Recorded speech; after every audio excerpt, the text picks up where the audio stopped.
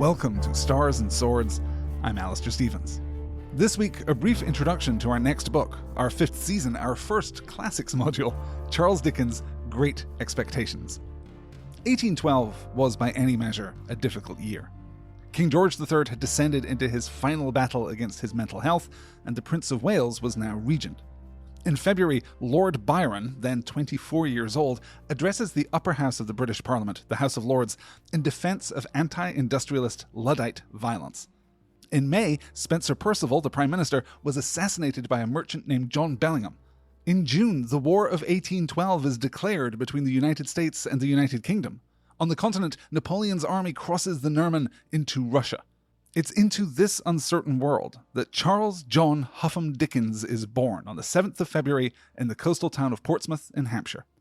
The Dickens family moves first to London and then to Chatham in Kent. When he's 12 years old, his father is sent to a debtor's prison in Southwark in London, along with Charles's mother and siblings. Being now 12 years old, Charles is allowed to stay with a family friend in Camden Town. To pay his way, he has to leave school and work body-breaking 10-hour shifts blacking boots in a factory near Charing Cross in exchange for 6 shillings, 30 pence, per week. It is a period of unprecedented change. The population of London doubles between 1750 and 1812. It doubles again between 1812 and 1851. It doubles again by the end of the century. By the 1860s, it is the world's most populous city by a good margin. 25% more populous than Beijing, 60% more populous than Paris, 300% more populous than New York City. Great Britain has lost her imperial holdings in the Americas, but is in the midst of aggressively claiming new territory in Southeast Asia. Industrialization has taken hold. By the end of the century, no part of British life will be untouched by modernity, by industry.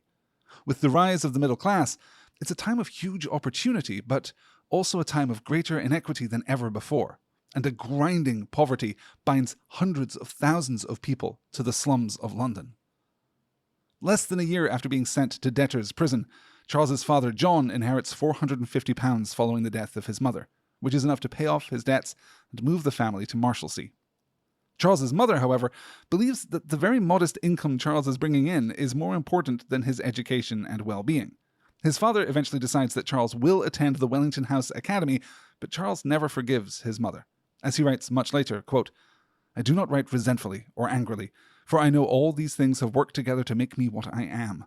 But I never afterwards forgot, I never shall forget, I never can forget that my mother was warm for my being sent back." End quote. He leaves school for the second time at the age of 15. He works as a legal clerk and goes to the theatre every single day. He studies shorthand and is soon skilled enough that he can leave his clerking position and become a freelance reporter on court proceedings. In 1833, at the age of 21, he submits his first story, A Dinner at Poplar Walk, to the Monthly magazine, which at the time already had a 40-year publication history.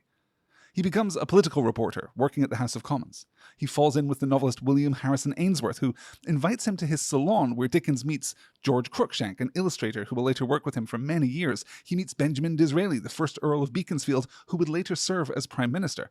And he meets Edward Bulwer-Lytton, a politician and a novelist of dubious talent, who inspired the Bulwer-Lytton Prize for the first opening sentence in a novel with the first sentence of his 1830 novel, Paul Clifford. Quote, "It was a dark and stormy night. The rain fell in torrents, except at occasional intervals, when it was checked by a violent gust of wind which swept up the streets, for it is in London that our scene lies, rattling along the housetops and fiercely agitating the scanty flame of the lamps that struggled against the darkness." End quote. Dickens, you'll be pleased to know, is a much better writer than Bulwer-Lytton. It is at this point that Dickens begins writing seriously, publishing the serialized novel The Pickwick Papers between April of 1836 and November of 1837. It initially struggles to find success, but the introduction of Sam Weller in the 4th installment attracts a great deal of attention, and Dickens is quite suddenly a famous writer at the age of 24. At this point, William IV has died, and Queen Victoria has taken the throne. We are no longer in the Regency period, but are now all Victorians, and Dickens is ready to play his part in defining the era.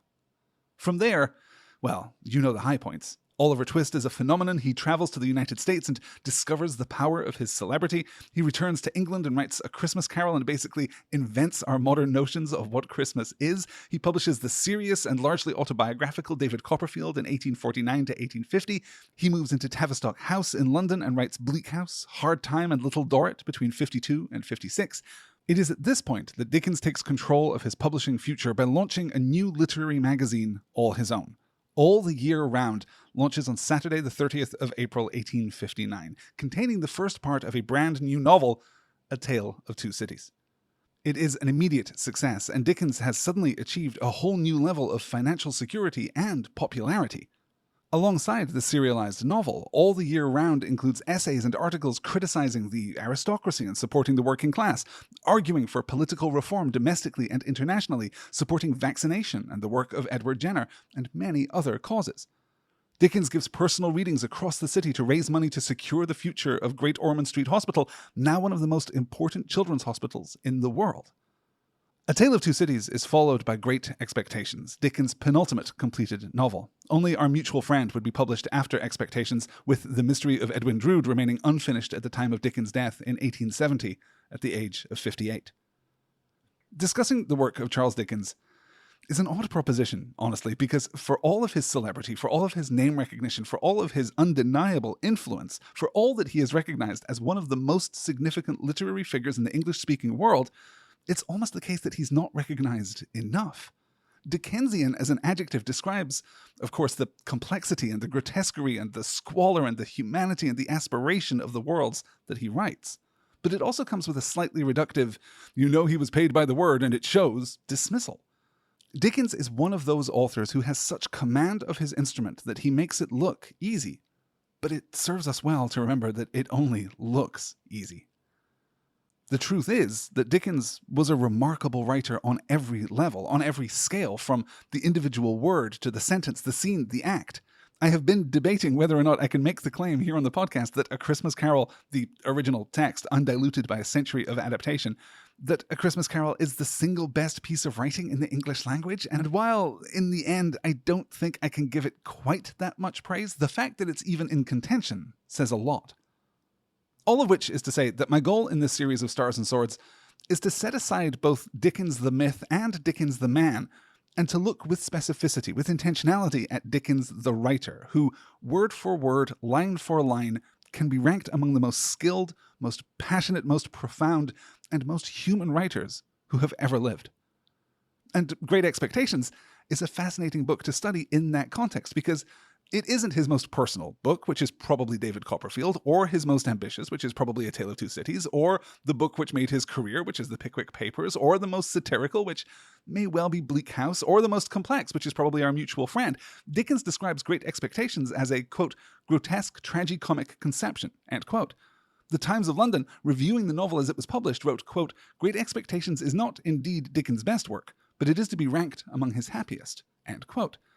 And in this way, though it isn't the greatest of Dickens' novels in any particular dimension, it might be argued that that makes it the most Dickensian book, the greatest unification of his interests, his areas of expertise. It's funnier than Two Cities, it's sharper than Copperfield, it's warmer than Bleak House. Pip is arguably the Dickens protagonist. It encompasses elements of the crime novel and the gothic novel and the historical and the comic. In the BBC's Big Read project from 2003, a giant public vote to determine Britain's favourite book, it is the highest-ranked Dickens novel, coming in at number 17 between Louisa May Alcott's Little Women at 18 and at 16 Kenneth Grahame's The Wind in the Willows, which, I don't know, you guys. I don't know. Some notes on scheduling then, before we wrap up. We are going to spend 6 weeks in total on this novel, including this brief introductory episode. Next week, we cover the first 10 chapters, chapters 1 to 10 inclusive. One of the benefits of the series running so long is that we're going to have time to do 2 bonus episodes. So I'm going to commit at this point to watching and discussing both the 1998 Ethan Hawke, Gwyneth Paltrow, Alfonso Cuarón version, which is a bold adaptation, and the much more straightforward 2012 Mike Newell version with Jeremy Irvine and Helena Bonham Carter and Ralph Fiennes and Robbie Coltrane, which I'm now realizing is a lot of Harry Potter for a movie that isn't about Harry Potter. Those bonus episodes will be available over on the Patreon page at patreon.com/nextword, which is also the place to cast your vote for the next book that we're going to cover here on Stars and Swords, which I'm going to announce next week, but which will be, I think, oriented around non-white visions of the sci-fi future. I was going to say that I've got a shortlist, but that just isn't true. I'm not quite down to a shortlist yet.